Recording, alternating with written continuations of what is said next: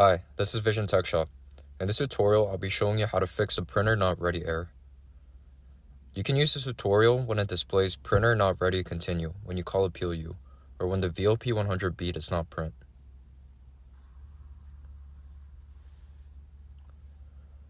Press the menu key to enter settings. Press 1 to enter system settings. Now press 1 to enter print configuration. Use the 4 key to go down the list of settings. Stop at 8 where it says printer calibrate once.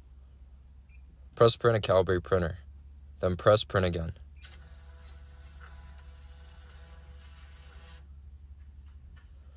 Printer calibration is now complete.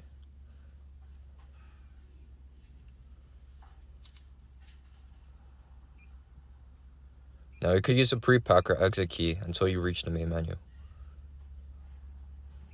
Try calling a PLU to verify that it can now print. Put a weight on top of the scale and press print. As you can see, there is no error produced when printed. Thank you for choosing Vision Tech Shop. Give us a contact if you need any help.